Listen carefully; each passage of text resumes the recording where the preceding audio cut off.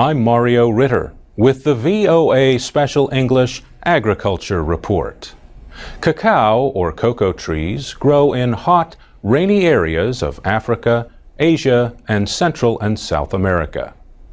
Their beans are used to make cocoa powder, cocoa butter, and of course, chocolate. There are 5 to 6 million growers, maybe more. Many are poor family farmers with only a few hectares. West Africa produces more than half of all cocoa beans. Ivory Coast leads the world in production, followed by its neighbor, Ghana.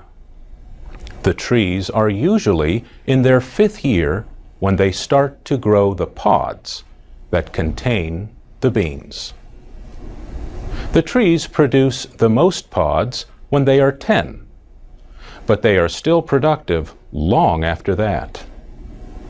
Workers use large knives to cut the lower pods and long tools to remove pods from high on the trees. Later, they break open the pods to remove the beans. A half gram of chocolate requires about 400 beans.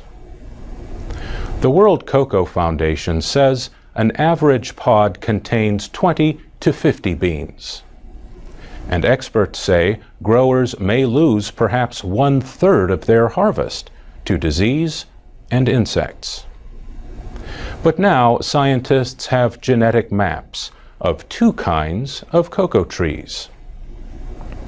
These genomes are mostly complete and could lead scientists to new ways to increase production and prevent disease.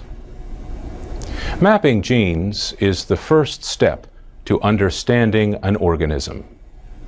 Next comes learning the job of each gene. The American food company Mars took the lead in paying for mapping the genes of the Forastero cocoa tree.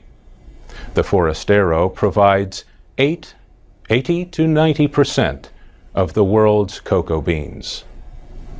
Mars depends on those beans for its M&Ms and other chocolate candies. The company's research partners included several universities and the United States Department of Agriculture. The average West African cocoa farmer produces about 400 kilos of beans per hectare. But Howard Yana Shapiro, head of plant science and external research at Mars, thinks that science could greatly increase the yield. A competitor of Mars, Hershey's, supported the gene mapping of the Criollo, a far less common cocoa tree. CIRAD, a French government research center, led scientists from 6 countries in creating that genome. We'll talk more about the cocoa industry next week when we look at efforts to help child laborers in Ivory Coast and Ghana. For VOA Special English, I'm Mario Ritter. You can read and listen to our reports at voaspecialenglish.com.